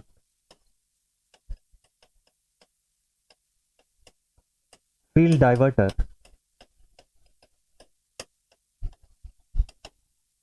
कंट्रोल मेथड। अब ये सब डीसी सीरीज मोटर के लिए पूरे 6 के 6 मेथड्स आपको बताऊंगा मैं अभी तुरंत ही, ठीक है। एक बार डायग्राम बनाते हैं, फिर बाकियों में कॉपी कर लेंगे इसी डायग्राम को। थोड़ा सा अच्छे से इलैबोरेट कर सकें इसके लिए सीरीज फील्ड को मैं यहां पर शो कर देता हूं, और यहां पर मोटर के आर्मेचर पोर्शन। ध्यान से देखिएगा, फील्ड डाइवर्टर नाम से क्या समझ में आ रहा है? फील्ड को डाइवर्ट करना है। कैसे डाइवर्ट करेंगे? एक डाइवर्टर रेजिस्टेंस लगा के, let it be R D, ठीक है। This is our R S C. यहां पर है back EMF E B, armature resistance R A, यहां से है वी टी, और सप्लाई का बाइफरकेशन आप ड्रॉ कर सकते हो। टोटल करंट, ठीक है। इस पॉइंट पे आने के बाद करंट 2 पार्ट में स्प्लिट होने वाली है, ठीक। एंड देन उसके बाद यहां से आर्मेचर करंट, ठीक, ठीक है। Here a diverter resistance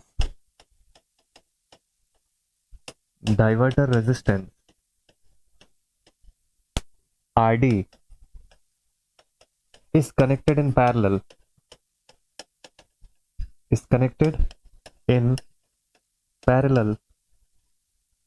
with field winding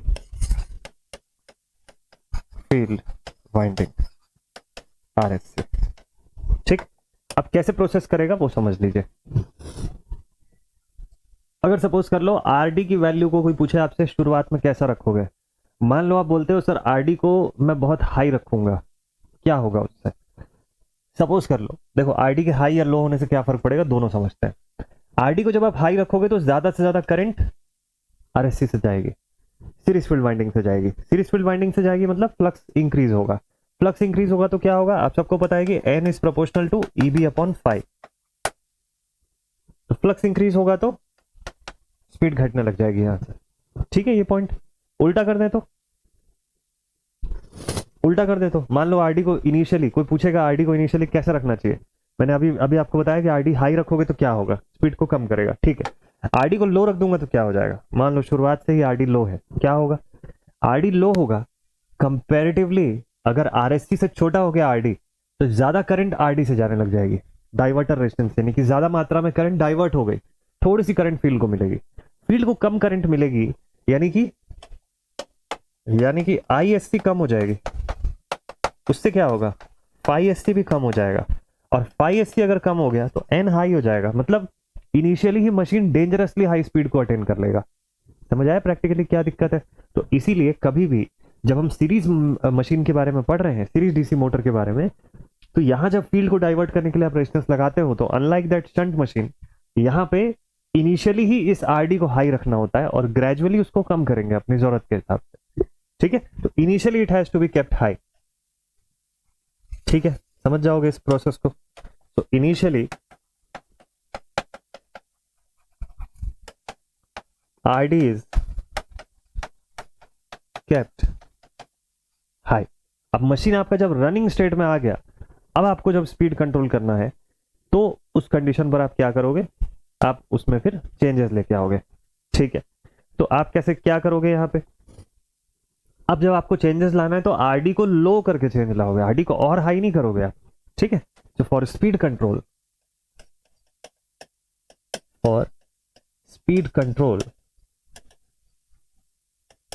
RD is now reduced. RD को अब आप रिड्यूस करोगे, इससे क्या होगा, एक लाइन में लिखते हैं, आरडी स्मॉल होगा, देयरफॉर आईएससी इंक्रीज हो जाएगा, सीरीज फील्ड से ज्यादा करंट जाएगी, आईडी कम हो जाएगी। ठीक है, आईएससी इंक्रीज हुआ तो फाई इंक्रीज हो जाएगा, and since N is proportional to EB upon phi, और फाई मतलब और कुछ नहीं है, फाई एस ई ही है, फील्ड वाइंडिंग इस बार सीरीज है ना, तो यही होगा। सो देयरफॉर एन रिड्यूसेस, हो गया स्पीड कंट्रोल। बस यही तरीका है इसका, इसके वर्किंग का। बहुत एफिशिएंट मेथड है, एक ही डायरेक्शन, मतलब इस मेथड की एफिशिएंसी बहुत अच्छी है, वेरी गुड है। तो अगर सपोज कर लो कि हमको यहाँ पे स्पीड को कम करना है या ज्यादा करना है, ठीक है, तो उसके अकॉर्डिंग हम लोग यहाँ पे इसको यूज कर सकते हैं। तो आरडी को अगर हम लोग रिड्यूस करेंगे, आरडी रिड्यूस करेंगे तो क्या होगा, फाई एस सी, एक चेंजेस कर लीजिएगा, यहाँ पे एक मिस्टेक है, मैं आपको बताता हूँ क्या मिस्टेक है। देखो आरडी इज नाउ रिड्यूस बोला ना मैंने, इंक्रीज नहीं बोला। तो आरडी जब रिड्यूस होगा ना, एक छोटा सा शॉर्ट सा चेंजेस है, जल्दी से करिए। आरडी अगर रिड्यूस होगा तो अब ज्यादा करंट आरडी से जाने लग जाएगी, आईएससी से कम करंट जाएगी, तो फाई एस सी भी कम हो जाएगा, और फाई एस सी कम होगा ना तो स्पीड घटेगी नहीं, स्पीड बढ़ेगी। अब समझे क्या कर रहे हैं हम लोग यहाँ पे, इस मेथड से हम लोग स्पीड इंक्रीज करने पे ज्यादा फोकस कर रहे हैं कंपेयर टू रिड्यूसिंग। ठीक है, तो ये कहां पे स्पीड कंट्रोल करने के लिए यूज होगा, सोचो, speed control above the rated speed. Therefore this method is used for speed control above rated speed, above the rated speed। ये पॉइंट जरूरी रहता है सभी के अंदर, समझते जाना। ठीक है, तो ये वाला पॉइंट आप सबको क्लियर हो गया। नेक्स्ट मेथड पे चल सकते हैं। तो ये था field diverter control method, field diverter control method. Next क्या पढ़ना है हमको, next is armature diverter, second is armature diverter speed control. Armature diverter का यूज करके, तो आर्मेचर के साथ भी ऐसी पैरेलल में कनेक्ट करेंगे हम लोग। ठीक है, देखते हैं कॉपी हुआ है क्या डायग्राम। ये तो शंट का है, हटा दो इसको। चलो देखते हैं, कॉपी करके लेकर के आते हैं डायग्राम।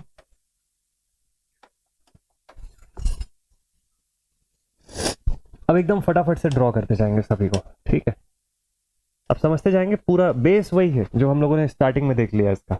अब इसको एग्जीक्यूट कैसे कर रहे हैं बस वही देखना है आपको। तो इस बार ये डाइवर्टर रेजिस्टेंस यहां लगाने की जरूरत नहीं, अब इस बार यही डाइवर्टर रेजिस्टेंस आर्मेचर के साथ पैरेलल में लगा दीजिए। ये देखिए यहां पे लगाइए, इसको भी मिटा देता है। ये देखिए यहां पर डाइवर्टर रेजिस्टेंस कनेक्ट कर लेता है।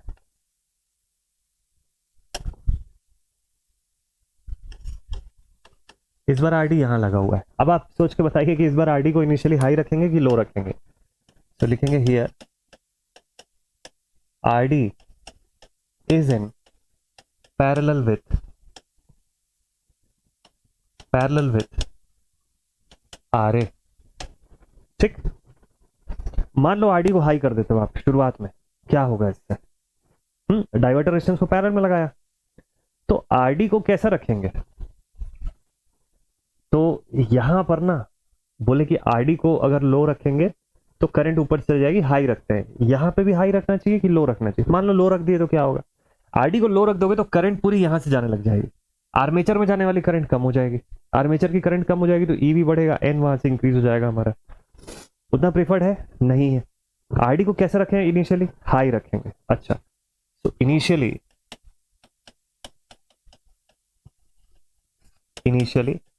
RD is kept high. RD को हाई रख दो आप। क्या होगा इससे? डाइवर्टर रेजिस्टेंस जितना हाई होगा आर्मेचर में उतनी ज्यादा करंट जाएगी, ठीक है।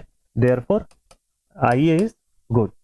और आर्मेचर में ज्यादा करंट जाएगी तो उस हिसाब से हमारा टॉर्क इंक्रीज होगा, ठीक ठीक है। ओके, तो आर्मेचर में करंट ज्यादा जाएगी, therefore since tau is directly proportional to phi into IA, higher current जाएगी, टॉर्क भी अच्छा बना रहेगा। लेकिन अब now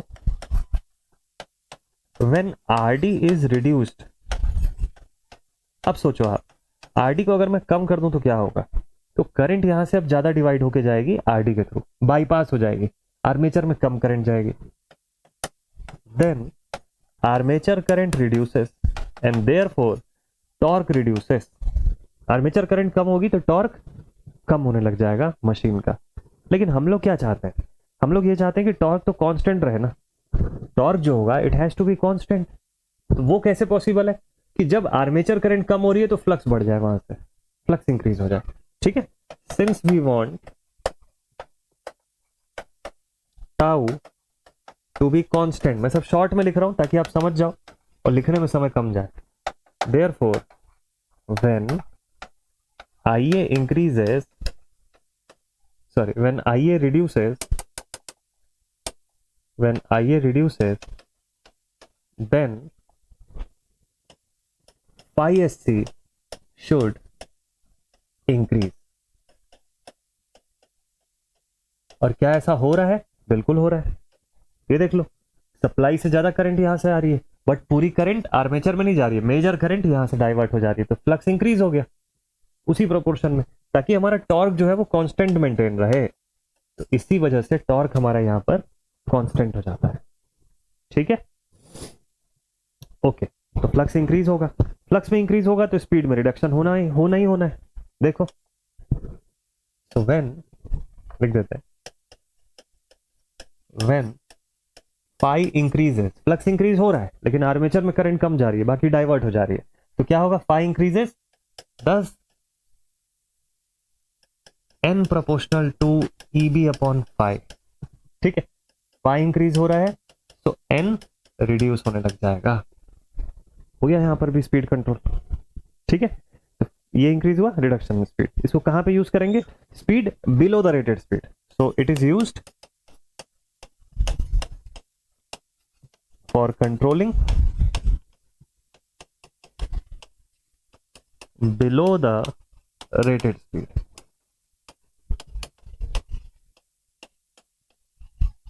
below the rated speed, ठीक है, समझ जाएंगे। नेक्स्ट मेथड पे चलते हैं, थर्ड मेथड नंबर 3, ये हो जाएगा armature resistance control method. Third method पे आते हैं।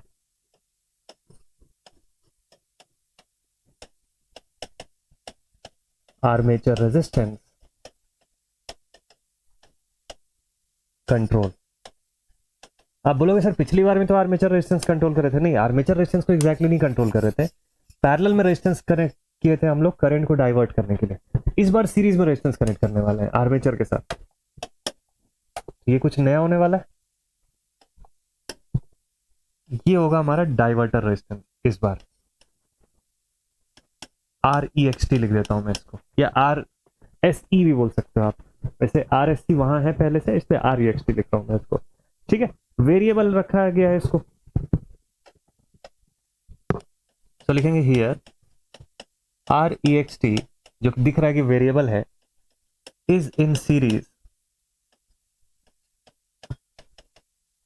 With armature resistance RA। क्या फर्क पड़ेगा समझते हैं। So since we know that back EMF का एक्सप्रेशन क्या होता है हमारा, ये होता है sir VT minus IA into RA plus RSC, इस बार एक और प्लस होगा REXT का। ये जो नया रेजिस्टेंस लगाए हो ये भी ड्रॉप में तो इंक्लूड हो जाएगा ना। इसको कम ज्यादा करोगे तो आपकी ड्रॉप में फर्क पड़ेगा, और ड्रॉप में फर्क पड़ेगा तो EB में फर्क पड़ेगा। And we know that N is proportional to EB upon 5। अब आप सोचो कि यहाँ पे अगर REXT की वैल्यू को बढ़ा दोगे तो ड्रॉप बढ़ेगा, ड्रॉप बढ़ेगा तो EB कम होगा, EB कम होगा तो N ऑटोमेटिकली कम हो जाएगा। यही है पूरा का पूरा method, this is this entire method, यही हो रहा है यहाँ पे। ठीक है, सो अब सोच के बताओ आप इनिशियली REXT कैसा रखोगे। सीरीज में कोई भी चीज है तो लो ही रखेंगे उसको। Initially REXT is kept low. Now, when speed control is required, then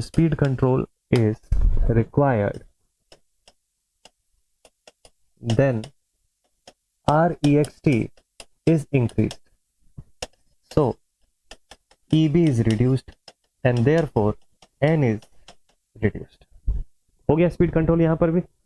ठीक है, स्पीड इस मेथड को हम लोग यहां पे यूज करेंगे, लेकिन इसको प्रीफर नहीं करते हैं। ठीक है, इसको कहां पे यूज करते हैं, speed control below the rated speed, below the rated speed. लेकिन इसको प्रीफर नहीं करते हैं। क्यों नहीं प्रीफर करेंगे, क्योंकि जानते हो एक्सटर्नली एक नया रेजिस्टेंस लगाने का मतलब क्या है। सीरीज में करंट आ ही रही है, ह्यूज करंट आ रही है क्योंकि सीरीज फील्ड वाइंडिंग भी है। तो अगर लोड इंक्रीज हो रहा है, करंट ज्यादा ड्रॉ हो रहा है, तो उस कंडीशन में एक दिक्कत होगी कि जब आप ये नया रेजिस्टेंस लगाओगे तो लॉसेस इंक्रीज हो जाएंगे, वहां पे हीट का डिसिपेशन बढ़ेगा, वोल्टेज ड्रॉप वहां इंक्रीज होगा और लॉसेस इंक्रीज हो जाएंगे, जो डिजायरेबल है ही नहीं। किसी भी फॉर्म में पावर का लॉस बढ़ जाएगा यहाँ पे। ठीक है, तो लिख देते हैं this method is not much preferred, this method is not much preferred due to I square R losses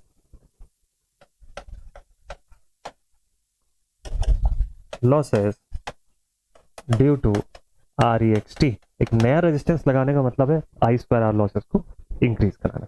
तो इसीलिए पावर लॉस यहां ज्यादा होगी, इस वजह से हम लोग इस मेथड को प्रीफर नहीं करते। हालांकि थ्योरेटिकली ये भी एक तरीका है जहां से हम लोग स्पीड कंट्रोल प्रोवाइड कर सकते हैं। ठीक है, नेक्स्ट मेथड पे चलते हैं। चलो, method number 4। Fourth method is known as field tapping control. Field को टैपिंग की हेल्प से कंट्रोल करना, ये क्या नया तरीका है। चलो देखते हैं। फील्ड टैपिंग कंट्रोल भी बहुत सिंपल है। आपने सबने मैग्नेटिक सर्किट्स पढ़ा हुआ है ना अभी रिसेंटली, पूरा मैग्नेटिक सर्किट का फिनोमिना भी यूज करेंगे। ठीक है, एक काम करते हैं, इस सीरीज फील्ड वाइंडिंग को थोड़ा सा डाइवर्ट कर देते हैं कुछ पार्ट्स में। कैसे डाइवर्ट करते हैं, देखो मान लो कि सीरीज फील्ड वाइंडिंग ऐसा कुछ शो कर रहा हूं मैं, और सब में कुछ टैपिंग्स निकाल देते हैं लाइक दिस। ठीक,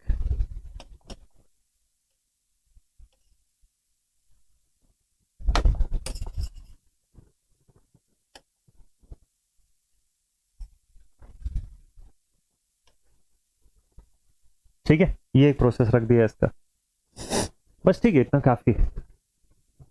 ये मेथड अगर हम लोग यूज करें तो इससे कुछ बेनिफिट होगा। क्या बेनिफिट होगा, नंबरिंग कर दीजिए पहले तो 1 2 3। यहां पे नंबर ऑफ टर्न्स में हम लोगों ने कर दिया चेंजेस। ठीक है, number of turns of series field winding, इसमें अलग अलग टैपिंग निकाल दिया। हर एक tapping different number of turns use करती है। ठीक है, तो let's say this is N1 number of turn, यहाँ पे N2 नंबर ऑफ टर्न है जो कि ज्यादा है N1 से, और यहाँ N3 नंबर ऑफ टर्न है जो इससे ज्यादा है। ये कंडीशन क्लियर है आप सभी को। अच्छा, ठीक है, here field tapping is created with varying conductor turns, varying conductor turns। Conductor turns very कर रहा है, कंडक्टर टर्न्स की वेरिएशन कैसी है, N1 smaller than N2 smaller than N3, N3 सबसे ज्यादा है। ठीक, इससे क्या फर्क पड़ेगा, देखो हमको पता है मैग्नेटिक सर्किट में हम लोगों ने पढ़ा हुआ है कि phi s is equal to NI होता है, पढ़े, मैग्नेटोमोटिव फोर्स, MMF। तो हमको वहां से पता है कि phi s is equal to NI होता है, and we can say phi is equal to NI upon S, phi is equal to NI upon S। ध्यान रखिएगा यहाँ पे N जो है वो स्पीड नहीं है, यहाँ जो N है that is number of turn, conductor turns पे डिपेंड करती है फ्लक्स। तो नंबर ऑफ टर्न अगर आप इंक्रीज करते हो तो फ्लक्स ऑटोमेटिकली इंक्रीज हो ही जाएगी यहाँ पे, अगर S और I कांस्टेंट है आपके पास तो। ठीक है, तो नंबर ऑफ टर्न्स को इंक्रीज या डिक्रीज करने का मतलब है फ्लक्स को कंट्रोल करना। ठीक, since more number of turns means more flux production, more flux production. Therefore जैसे जैसे हम टैपिंग को इंक्रीज करते जाते हैं, इनिशियली कौन सा टैपिंग पे रखेंगे, 1 पे रखेंगे क्या, कि 2 पे रखेंगे, कि 3 पे रखेंगे, जरा सोच के बताइए। देखिए जब आप 3 पे जाते हैं ना, यहाँ पे साइन ही उल्टा डला हुआ है, साइन ही उल्टा डला हुआ है, कुछ मत करिए, कैसे साइन उल्टा डला हुआ है मैं बताता हूँ आपको। जब आप यहाँ कनेक्ट कर देंगे तो सारी वाइंडिंग ही हट जाएगी इसमें से, तो आप इसको बोलिए 1, दिस इज 2, दिस इज 3, अब ज्यादा सही है। जब आप 1 पे कनेक्ट करते हैं, ठीक है, तो जब आप 1 पे कनेक्ट करते हैं तो उस कंडीशन पे क्या होता है, यहाँ N1 N2 N3 को भी हटाना पड़ेगा, उल्टा लिखना पड़ेगा इसको, this is N1, this is N2 and this is N, ऐसा। जब आप 3 पे कनेक्ट करते हैं तो सबसे लंबी कॉइल कनेक्ट हो जाती है, जब आप 2 पे कनेक्ट करते हैं तो थोड़ी छोटी, और 1 पे कनेक्ट करते हैं तो कोई भी कॉइल नहीं, बहुत स्मॉल या एक आध टर्न ही खाली मिलता है, तो N की वैल्यू यहाँ पे सबसे छोटी होगी, फ्लक्स सबसे छोटा होगा उस कंडीशन पे। ठीक, तो ये पॉइंट समझ जाएंगे आप लोग, इसके अकॉर्डिंग हम लोग कंट्रोल करते हैं। ठीक, तो अबव और बिलो द रेटेड स्पीड दोनों ही डायरेक्शन में कंट्रोल कर सकता है। देयरफॉर व्हेन n मतलब number of turns increases then flux increases and therefore n is proportional to EB upon phi। ये n कौन सा है, ये स्पीड है, ठीक है, so phi increases therefore speed reduces, speed reduces। ठीक है, तो ये एक और मेथड कंप्लीट इसी के साथ, स्पीड कंट्रोल का एक और मेथड आपके सामने कंप्लीट। कहां के लिए यूज करते हैं, above and below the rated speed, it provides speed control above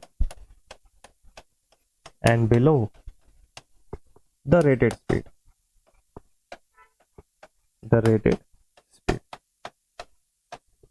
clear, समझ जाएंगे इस पॉइंट को। चलो नेक्स्ट मेथड पे चलते हैं। Next method is supply voltage control. अगला मेथड क्या है, method number 5, supply voltage control. इसके बाद एक और बस, supply voltage control. Supply voltage का कंट्रोल मतलब वीटी को कंट्रोल करना है, तो कर दो वीटी को कंट्रोल, वो तो आपके कंट्रोल में है ना, वो तो सप्लाई है, उसको तो जैसे आप चाहो वैसे बदल सकते हो, तो इसमें कुछ अलग से लिखने की जरूरत नहीं, कुछ नहीं करना है। Here by changing VT the speed is controlled, the speed is controlled. और यहां तो आप सप्लाई को चेंज कर सकते हो, यहां कोई वॉर्ड ल्यूनार्ड की रिक्वायरमेंट है नहीं। कैसे कंट्रोल करेंगे हम लोग, कि n इज प्रोपोर्शनल टू, हमने बोला EB upon phi, and since EB का एक्सप्रेशन होता है VT minus IA into RA plus RSC होता है, ठीक, तो VT को कम ज्यादा करोगे तो EB में कम ज्यादा होगा। ठीक है, तो अगर EB, अगर मान लो मैं VT को रिड्यूस करता हूं तो EB भी रिड्यूस होगा, देयरफॉर n जो होगा ये भी रिड्यूस हो जाएगा। ठीक है, तो ये भी एक स्पीड कंट्रोल करने का मेथड होता है, तो इस अकॉर्डिंग भी हम लोग इंक्रीज या डिक्रीज कर सकते हैं, both the things are possible. आखिरी मेथड बहुत इंपॉर्टेंट है। Next method is series parallel operation of DC motor, series parallel operation of DC motor. ये अलग से ऑपरेशन नहीं, स्पीड कंट्रोल मेथड ही है, भी स्पीड कंट्रोल मेथड ही है, बट सीरीज पैरेलल मेथड है स्पीड कंट्रोल करने का, सीरीज एंड पैरेलल ऑपरेशन। मतलब क्या हुआ, चलो फर्स्ट केस, अगर मैं दो मोटर्स को सीरीज में कनेक्ट कर देता हूं, सपोज कर लो पहला मेथड आप पढ़ रहे हो सीरीज, प्रोसेस बड़ा ही सिंपल है, दो मोटर्स का सीरीज कॉम्बिनेशन कर दीजिए, दोनों की रेटिंग सेम होनी चाहिए, लेकिन both the Motors must have same rating, same rating वाले मशीनों का ही सीरीज पैरेलल ऑपरेशन करोगे आप।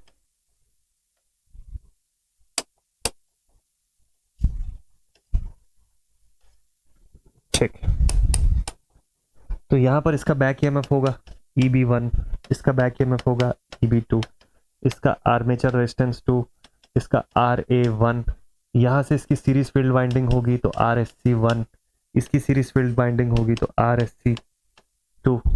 ठीक है, VT सप्लाई प्रोवाइड कर दिया मैंने, करंट I टोटल आ रही है यहां से, क्योंकि दोनों मशीनों की रेटिंग सेम है इसलिए जरा सोच के बताइए कि वोल्टेजेस कितने बनेंगे यहां पे।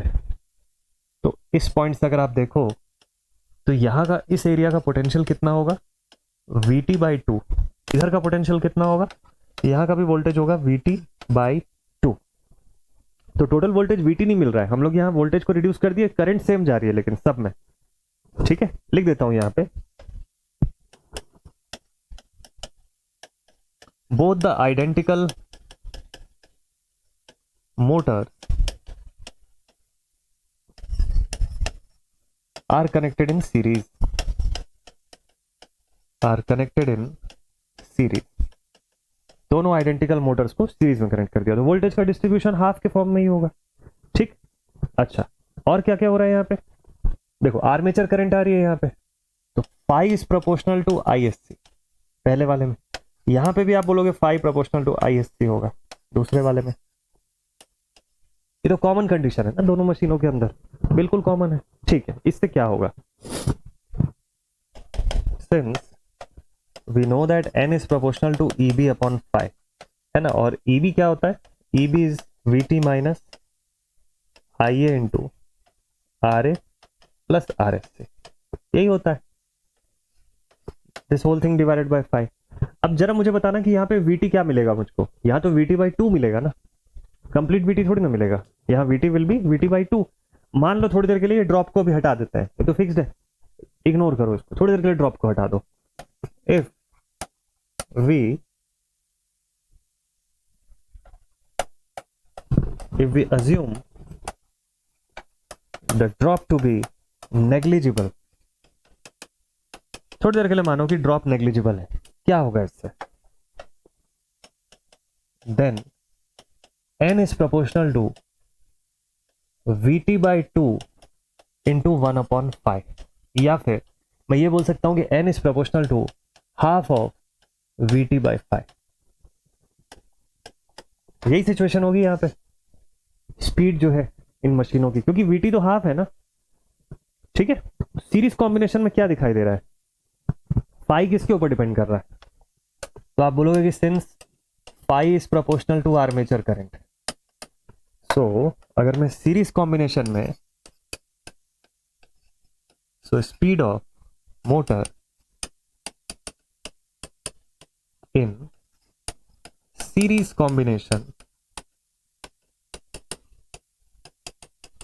will be given as NS equals to half times of VT/IA, ऐसा लिख सकता हूं, हाफ टाइम्स ऑफ VT/IA। ये स्पीड दिखाई दे रही है। अब जरा इसको पैरेलल से कंपेयर कर लो, दो मोटर को सीरीज में कनेक्ट कर रहे हैं, एक मोटर की स्पीड इतनी दिखाई देगी, हर एक मोटर इतनी स्पीड पर रन कर रहा होगा। ठीक है, अब मान लो इन्हीं दोनों को पैरेलल में कनेक्ट करते हैं तो क्या हो जाएगा ना, लास्ट पॉइंट,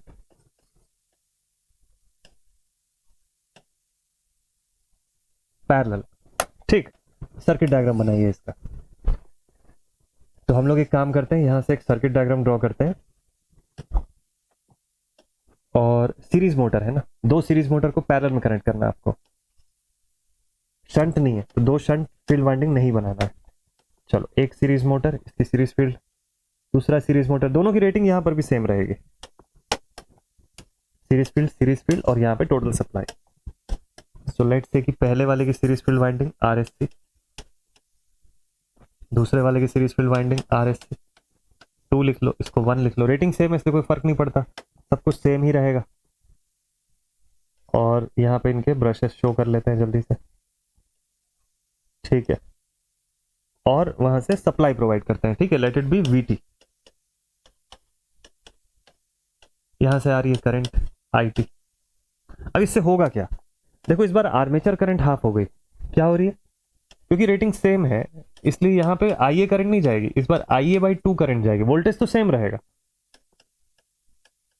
IA/2 करंट दिखेगी आपको, करंट विल बिकम हाफ, है ना। तो अगर ये रेजिस्टेंस RA था, यहाँ का रेजिस्टेंस भी RA है, ये बैक EMF है, इसकी बैक EMF है दूसरे वाले की, तो क्या दिख रहा है यहाँ पे, इन दिस केस करंट, कौन सी करंट, आर्मेचर करंट, ऐसे तो सीरीज है सब सेम ही है, will be half, armature current will be half, ठीक है।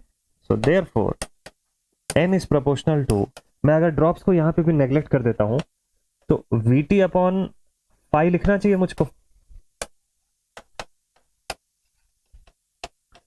नेग्लेक्टिंग द ड्रॉप्स लिख सकते हैं ऐसा, ड्रॉप्स को अगर मैं हटा दूं तो, और VT/phi में मुझे पता है कि phi प्रोपोर्शनल टू तो IA होता है, सो देयरफॉर N पैरेलल, ध्यान दीजिएगा NP का मतलब पैरेलल कंडीशन में एक मोटर की स्पीड कैसी शो करूंगा मैं, it will be proportional to VT/IA/2,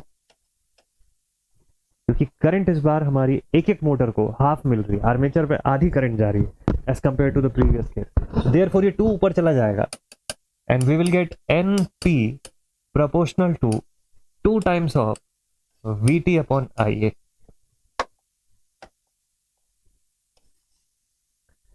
So this is our case 2, equation 2 बोल सकते हो आप, पिछले पेज में इक्वेशन 1 बनी थी, यहां पर जरा इक्वेशन 1 और 2 को कंपेयर कर लो आप, स्पीड इन पैरेलल और स्पीड इन सीरीज, दोनों की कंडीशन को अगर आप कंपेयर करोगे तो क्या दिखेगा, NS और NP में कितने का फर्क हो रहा है, क्या फर्क पड़ रहा है, ठीक है, पैरेलल कंडीशन में दिख गया 2 VT/IA के फॉर्म में। मान लो ratio of both the speed अगर कर दूं तो, करके देखते हैं, now ratio of both speeds, equation 2 और इक्वेशन 1 यानी कि NP/NS बताओ क्या होगा, तो NP आप लिखोगे 2 टाइम्स ऑफ VT/IA और NS क्या हो जाएगा, सीरीज में क्या स्पीड था, देखो सीरीज का स्पीड है VT/2IA, तो ये हो जाएगा 2IA डिवाइडेड बाई VT, ठीक, जो जो कैंसिल आउट हो रहा है हटा दो उसको, IA हट गया, VT हट गया, 2 × 2 दिस इज इक्वल टू 4, और I can say NP is equal to 4 times of NS, series में जो स्पीड हुई मोटर की उसका 4 टाइम्स पैरेलल में स्पीड हो जाएगी, समझ में आया स्पीड कंट्रोल का ये मेथड कितना यूजफुल है, ठीक है। टॉर्क के लिए भी आप ऐसी एक्सप्रेशन बना सकते हो, टॉर्क का भी ना आप ऐसी एक्सप्रेशन बना के देखोगे, टॉर्क भी सीरीज की 4 times of torque in parallel दिखाई देगी आपको, ट्राई करके देखो आप एक बार, देखो सीरीज कॉम्बिनेशन में जो टॉर्क होगी वो पैरेलल वाले कॉम्बिनेशन के टॉर्क का 4 गुना बनेगी, यहाँ पे ज्यादा टॉर्क क्रिएट होगी, कैसे देखो, tau is directly proportional to IA का स्क्वायर, याद है ना सीरीज मोटर के केस में phi × IA, और phi जो था वो IA पे निर्भर कर रहा था तो IA का स्क्वायर हो गया, ठीक है। तो टाउ इन सीरीज, सीरीज में क्या मिला, सीरीज में तो पूरा IA मिला आपको, IA का square, tau in parallel IA/2 का स्क्वायर, ठीक है, यानी कि IA का स्क्वायर डिवाइडेड बाय 4 ऐसा मिला, तो tau parallel upon tau series जरा करके देखो क्या आ रहा है, टाउ P/टाउ S is equal to IA² into IA²। ठीक है, कैंसिल आउट कर दो दोनों को, यहां पे क्या बचा 1/4। So therefore we can say that 4 को उधर भेजो, TS को इधर भेज दो, tau S is equal to 4 times of tau P। ये भी इसका एक बहुत इंपॉर्टेंट कंक्लूजन निकल के आता है कि torque in the series combination is 4 times of torque created in the parallel combination. तो इन मशीन करंट का भी आप ऐसे निकाल सकते हो, 1/2 के फॉर्म में आपको दिखाई देगा। IA पैरेलल जो है मतलब IA सीरीज जो है वो 2 times of IA parallel, but वो चीज तो दिखता ही है क्योंकि हाफ हो गया पैरेलल के अंदर, तो उसको अलग से निकालने की जरूरत नहीं है। ठीक है, तो ये लास्ट मेथड था स्पीड कंट्रोल करने का, बहुत इंपॉर्टेंट, बहुत गुड लेवल का मेथड है ये, इंपॉर्टेंट है। पूछता है कभी कभी आपको सिर्फ यही आखिरी वाला मेथड जो होता है ना डीसी सीरीज मोटर के स्पीड कंट्रोल का, सेपरेटली पूछ लेता है। समय मैंने काफी ज्यादा ले लिया, 1 घंटे 25 मिनट, लेकिन मुझे लगता है कि स्पीड कंट्रोल पूरा का पूरा आपको अच्छे से गुड वे में समझा पाया होगा। कमेंट सेक्शन में जरूर से बताइएगा आपको ये सारे मेथड्स प्रॉपरली क्लियर हुए कि नहीं इस एक वीडियो के अंदर। तो ऐसे ही स्टडी करेंगे गुड वे में। एक सिंगल लास्ट टॉपिक इस चैप्टर को कंप्लीट करने का बचा हुआ है, that is braking of DC motor. DC motor का ब्रेकिंग कैसे प्रोवाइड करते हैं वो। टेस्टिंग भी हम लोग पढ़ सकते हैं, बट टेस्टिंग क्योंकि बेसिक इलेक्ट्रिकल में है नहीं, इसलिए मैं आपको इंक्लूड नहीं करवा रहा हूँ। जब मशीन बताऊंगा डिटेल में तब उस समय इंक्लूड करवाऊंगा। ठीक है, तो अभी तक फिलहाल इतना ही पोर्शन है और इसका आखिरी टॉपिक कल की क्लास में पढ़ेंगे और उसके बाद ये चैप्टर कंप्लीट हो जाएगा। अगला चैप्टर आप लोग का शुरू होगा, that is electrical installation and safety, जहां एमसीबी, सर्किट ब्रेकर्स वगैरह के बारे में हम लोग डिस्कस करेंगे। अर्थिंग, ग्राउंडिंग, ये सब क्या होता है, कितने टाइप की अर्थिंग होती है, जो AKTU वगैरह जैसी जो यूनिवर्सिटीज है और भी बहुत सारी यूनिवर्सिटीज है उनके आखिरी या सेकंड लास्ट चैप्टर के अंदर देखा हुआ है मैंने सिलेबस के अंदर, तो वो पोर्शन भी आप लोग का कवर हो जाएगा। BU से अगर आप है ना, तो वहां पे भी आपको मिल जाएगा, AKU में भी है, AKTU में भी है, और ऐसे कैलकाटा यूनिवर्सिटी में मैंने देखा हुआ है।